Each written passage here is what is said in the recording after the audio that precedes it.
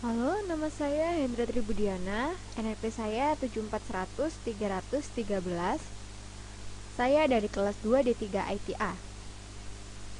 Kali ini saya akan menjelaskan tentang manipulasi data. Dosen pembimbing saya adalah Bapak Rengga Asmara, Eskom OCA. Tujuan pembelajaran kali ini adalah memahami statement DML atau Data Manipulation Language. Yang kedua, menyisipkan baris ke dalam tabel. Yang ketiga, merubah baris dalam tabel. Yang keempat, menghapus baris dari tabel. Yang kelima, mengontrol transaksi. Selanjutnya adalah Data Manipulation Language. Data Manipulation Language adalah suatu statement yang dijalankan pada saat kita memerlukan penambahan baris baru pada tabel, memodifikasi baris yang ada pada tabel, menghapus baris yang ada pada tabel. DML statement identik dengan operasi insert, modify, dan delete. Istilah transaksi mengandung pengertian kumpulan statement DML yang membentuk suatu fungsi tertentu. Menambahkan baris baru ke dalam tabel atau disebut insert. Menggunakan perintah insert, contohnya adalah insert into tabel dalam kurung kolom, lalu values-nya adalah seperti berikut ini.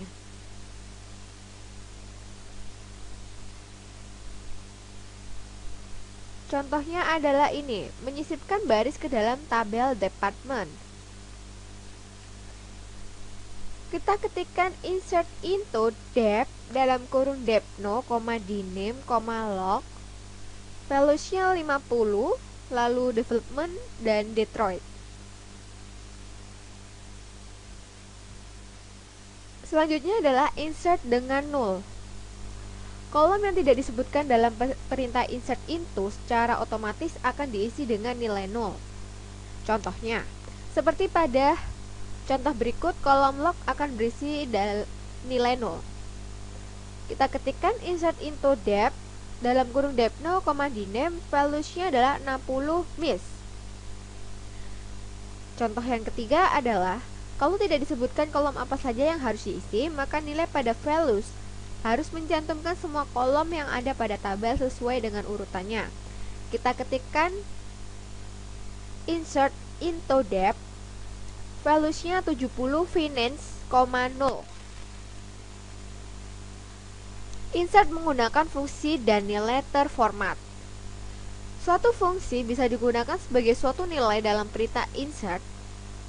Contohnya, menyertakan fungsi sizeDate ke dalam tabel EMP. Kita ketikkan insert into EMP dalam kurung mno, iname, job, emgr atau manager, herdate, cell, com, depno.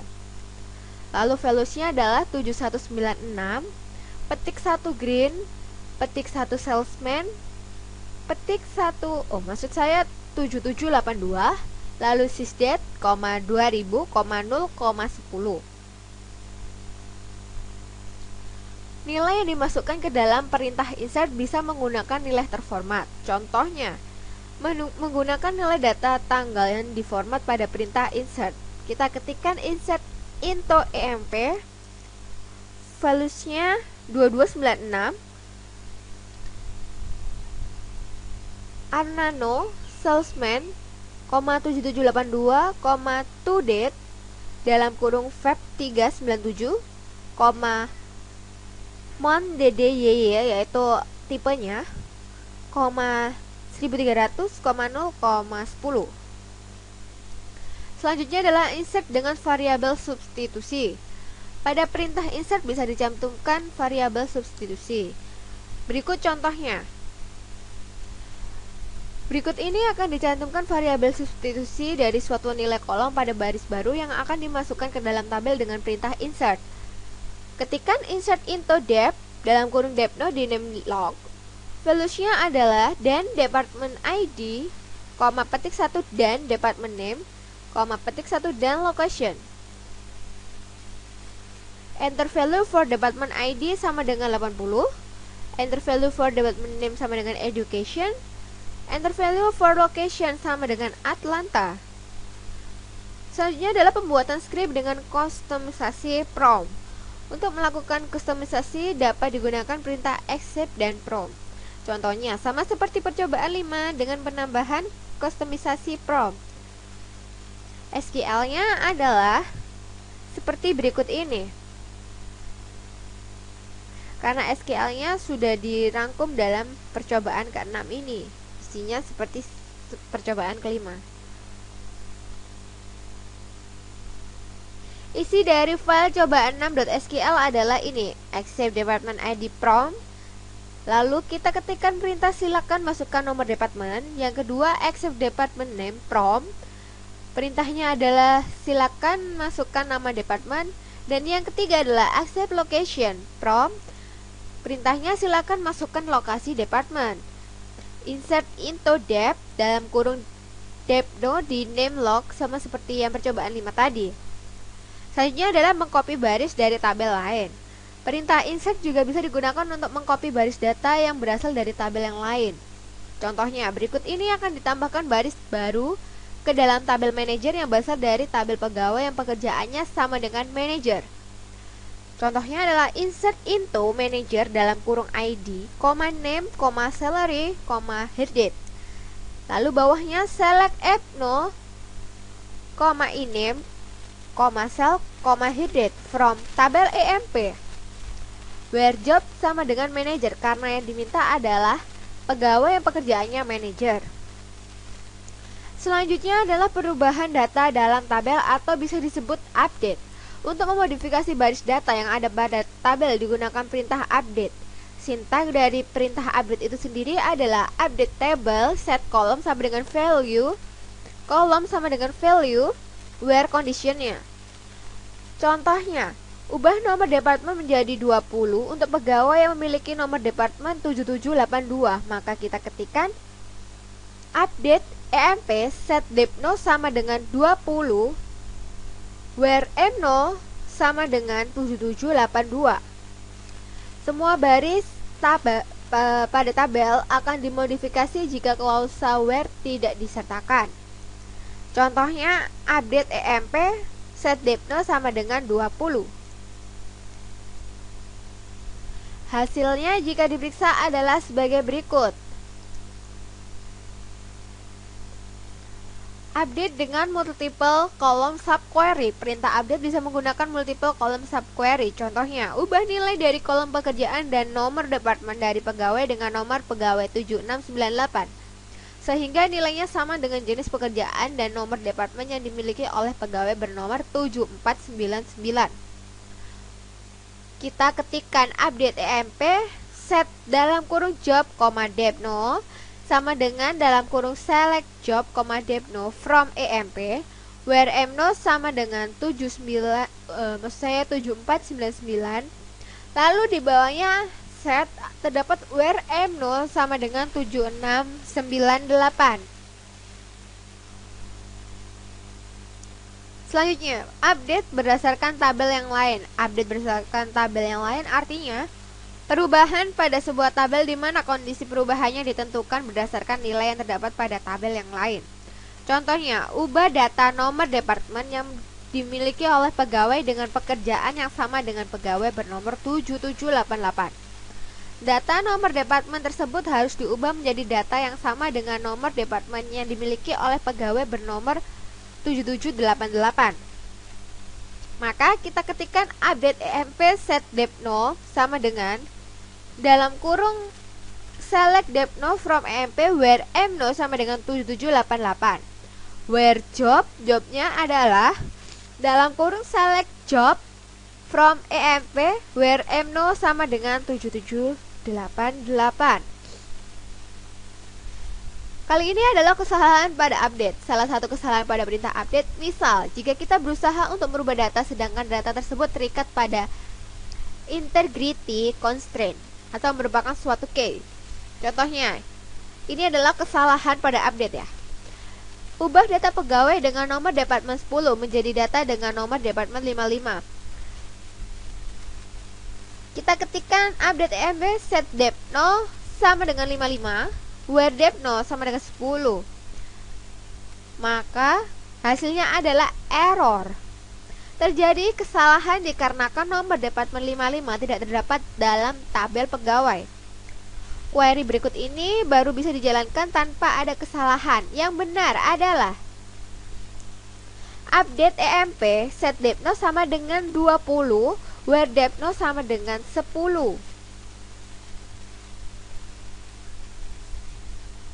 Selanjutnya kita belajar tentang delete atau menghapus baris dari tabel. Baris data yang ada pada tabel dapat dihapus dengan menggunakan perintah delete. Contohnya, menghapus data pegawai yang mempunyai nama departemen development.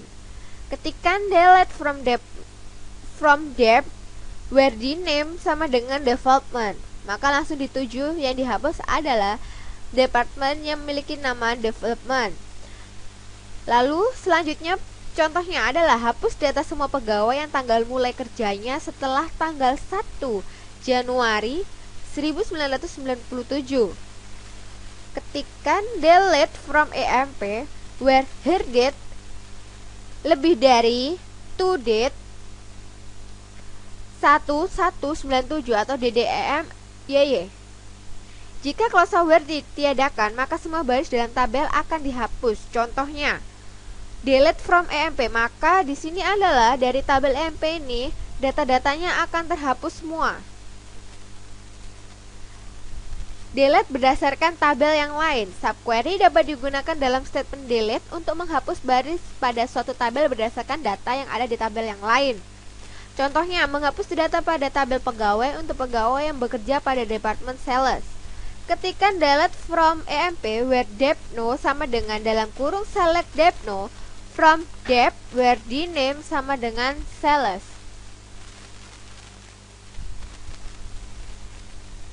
Lalu selanjutnya adalah kesalahan pada delete. Jika baris data yang dihapus pada tabel berkaitan dengan integrity constraint, maka akan terjadi kesalahan. Contohnya, misal akan dihapus data pada tabel departemen yang memiliki nomor departemen 10.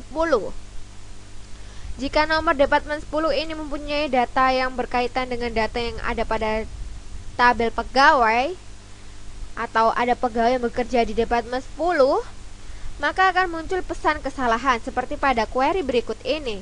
Ketikkan delete from dep where depno sama dengan 10, maka terlihat akan terjadi kesalahan. Selanjutnya, transaksi database. Jika DML berkaitan dengan manipulasi data pada tabel, maka DDL atau Data Definition Language berkaitan dengan pendefinisian tabel, sedangkan DCL atau Data Control Language berkaitan kontrol transaksi DDL dan DCL secara otomatis akan dikomit atau dilakukan perubahan secara permanen pada akhir dari transaksi. Lalu statement commit dan rollback.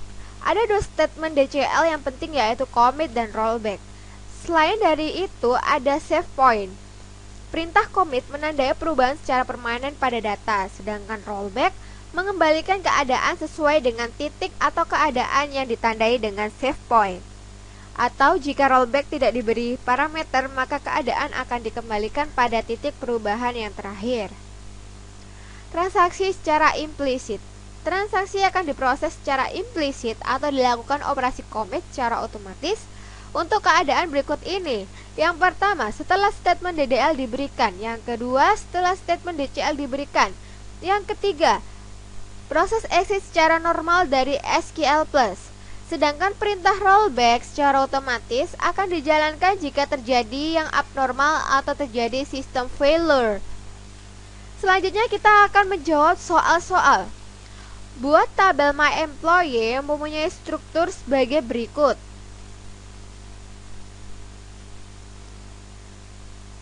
Maka kita ketikkan create tabel MyEmployee ID number kurung siku 4 primary key, last name varchar 25, first name varchar 25, user ID varchar 2 8, salary number 9,2. Maka hasilnya adalah sama seperti contohnya ini. Yang kedua, tambahkan baris data berikut ke dalam tabel MyEmployee, sehingga jika ditampilkan akan tampak listing data tabel sebagai berikut.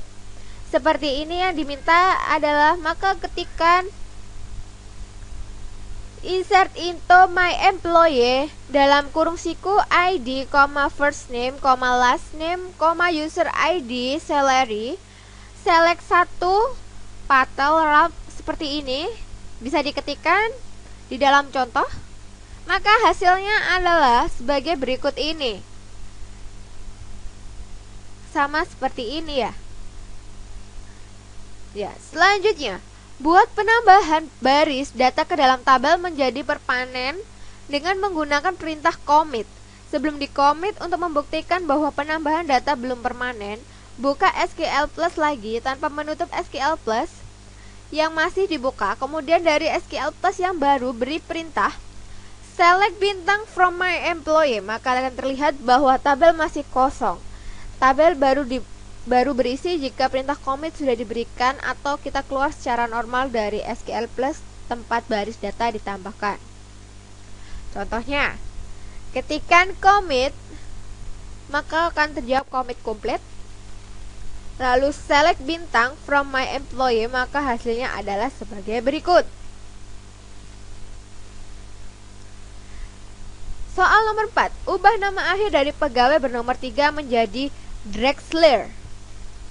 Maka ketikkan update my employee, set last name sama dengan Drexler, where ID sama dengan 3. Lalu select bintang from my employee, maka hasilnya adalah sebagai berikut ini. Selanjutnya, ubah gaji menjadi 1000 untuk semua pegawai yang gajinya kurang dari 900. Maka ketikkan update my employee, set salary sama dengan 1000, where salary kurang dari 900. Maka hasilnya adalah sebagai berikut: 1000, 1000, 1100, 1000, 1550. Tidak ada yang kurang dari 900. Soal nomor 6, periksa perubahan yang dibuat pada soal nomor 4 dan 5. Ini tampilannya, last name-nya dan salary-nya. Maka kita ketikkan select last name, salary from my employee, maka hasilnya adalah sebagai berikut ini. Sama seperti contoh yang akan ditampilkan. Yang ketujuh, delete pegawai dengan nama Betty Dance. Kemudian periksa hasilnya. Yang diminta adalah sebagai berikut. Maka ketikkan delete from my employee, where lower dalam kurung siku last name sama dengan Betty and lower first name-nya adalah Dance. Maka yang ditampilkan adalah seperti berikut ini. Selanjutnya, simpan semua perubahan DML dengan memberikan perintah commit. Maka kita ketikkan commit, lalu kita tampilkan semuanya dari tabel my employees. Yang ke-9 adalah beri tanda save point. Langsung kita ketikkan save point sini. Maka akan terlihat save point created. Yang ke-10, setelah itu hapus semua data dalam tabel my employee. Gampang, tinggal ditulis delete from my employee, maka semuanya akan terdelete. Jika kita ketikkan select bintang from my employee, maka hasilnya adalah kosong karena pada awalnya sudah terdapat perintah delete. Periksa hasilnya dengan melist semua isi tabel. Maka terlihat di sini adalah jika ditampilkan select bintang from my employee, maka hasilnya adalah kosong. Soal yang ke-12, batalkan penghapusan dengan memberikan perintah rollback sini. Maka kita akan ketikkan rollback.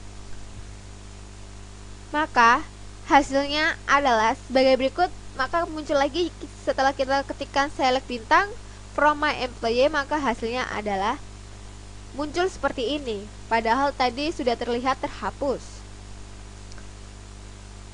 Periksa hasilnya dengan melist semua isi tabel, maka data pada tabel akan terlihat kembali. Ya, seperti tadi kita coba ketikkan select bintang from my employees, maka hasilnya adalah sebagai berikut. Itulah penjelasan saya tentang manipulasi data. Selamat mencoba, semoga bermanfaat. Terima kasih.